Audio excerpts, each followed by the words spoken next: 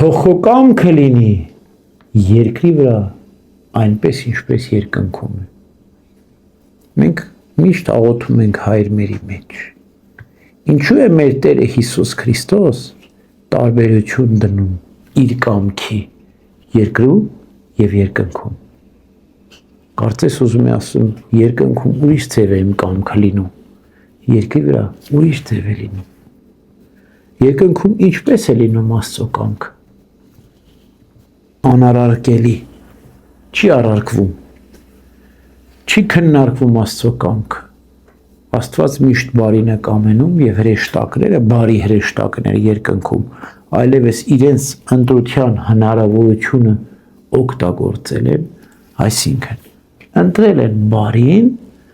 հանձնել են իրենց կամքը Աստծուն եւ ամբողջապես հնազանդվում են Տիրոջ կամքին։ Այսինքն Աստծո կամքը, Աստծո ցանկությունը չի քննարկվում երկնքում։ Այնտեղ կատարյալ հնազանդություն,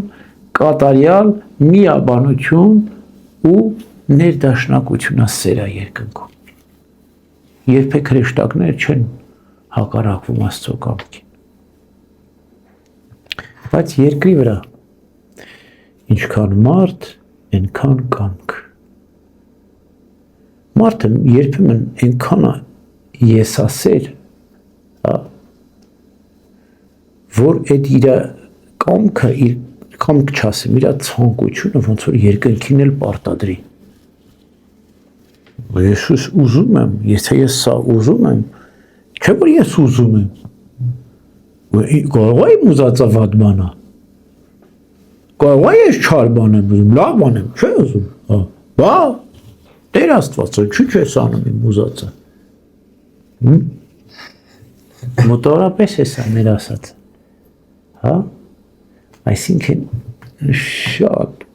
ծածկված, թաքնված հպարտություն կա, ստե պարտադրանք կա, երկնքին չես կարող պարտադրել։ Դու էլ սպասի, հա, հլմյա դու ճշտի, լտես քո ուզածը լավն է, բարին, հա, Աստծո կամքին համապատասխանա, քո կարճ խելքով չի է, Աստված առաջնորդվելու, այլ էլ իմաստությամբ եւ իր երկայնամտությամբ է առաջնորդվելու Աստված։ Ասում եմ դու միշտ դի Աստծուն տեղ թողես։ Դու ուզիր փնտրիր երկնքի արքայություն, Աստծո արդարությունը, բարի գործեր կատարիր, քո կամքը գործադրիր, բայց Աստծո կամքին միշտ տեղ թող։ Դու նախաձեռնիր, բարին գործիր, արարիր, ստեղծիր, բայց Աստծուց առաջ մի ընկիր։ Որտեւ Աստված է քո բոլոր գործերին հաջողություն տվող։ Հիմա Հոբի օրինակը դուք նայեք։ Ոնց որ Աստծո կամքը լիներ, չէ՞, իր ամբողջ կյանքում այնքան ուշնված էր Հոբը, 10 զավակներ ուներ, 7 տղա, 3 աղջիկ, հարստություն, փառք, իմաստություն, բոլորը Հոբին ընդունում էին։ Սենց թվում էր, թե ոնց ասեմ, երկինքը իջել է երկրի։ Եկել այդ երկինքը դարձավ դժոխք։ Միանգամից ոչնչացավ։ Չկա, անեացավ։ Այս մարդիկ շփոթմունքից չընկան։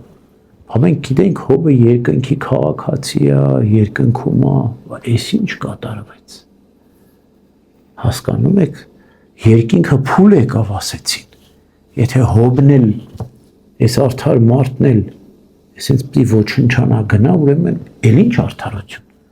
Տեսեք, ինչտեղ թաքնված մարմնավոր նյութական գիտակցություն կա։ Այսինքն մենք նյութականի համար չպիտի Աստծուն հավատանք։ Աստված ինչքան պետք է մեզ տալիս է։ Հոբը հավատարիմ մնաց 7 տարի եւ Աստված այդ ամբողջը վերականգնեց։ 7-10 զավակներն էլ տվեց, ունեցվածքը ավելի իմաստություն։ Այսինքն մի պահ կորցրեց ու գտավ։ Մեր կյանքում նույնն է կատարվում։ Հա, երբ որ մենք շատ ենք հպարտանում, շատ ենք մեր ցանկությունը, մեր կամքը պարտադրում երկնքին, Աստված մեզ մեկ խելքի է բերում։ Թույլ է տալի մի փող, թույլ է, չի ուզում։ Բայց դա մարդկային բնությունը ապերախտ բնություն է։ Սենց մի թեթև թույլ է, սենց մեր երկրաշարժանում, մեր կյանքում, թեթև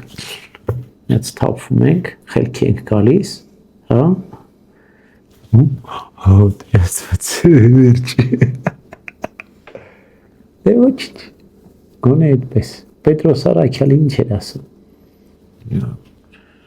թեր չպետք է պատահի, ետիս անցի սատանա, դու մարդկային ես գործում, ես քո կյանքս կտամ, 3 անգամ կուրանաս ինձ, այ Պետրոս, այ աղբեր, նեխելով գլուխդ հավաքի, նստի տեղետ էլի, ով կար ասի, որ գիտես ես քո համար կյանքս կտամ Քրիստոս, ես էդպես բան վախենում եմ ասում, ինձ իրադրության մեջ ինձ ուրանանք Քրիստոսին, հələ իրադրություն չի եկել ուրանում ենք, բա որ այդ մի նեղություն, դժվարություն ունի, վախենում եմ ես, այնպես որ մենք խնդրում ենք, աղոթում ենք խոնարհաբար Տեր Հիսուս Քրիստոս, նենց արա, որ այդ քո կամքի նշույլները, փշրանքները, որ երկնքում է, գոնե երկրի վրա լինի մի քիչ, մենք խելքի գանք, հասկանանք, որ հնազանդվենք քեզ, այո, արարենք, ստեղծենք, ցանկանանք, կամենանք, բայց Աստծո կամքին տեղ թողնենք, Աստծուց առաջ չընկնենք, ամեն։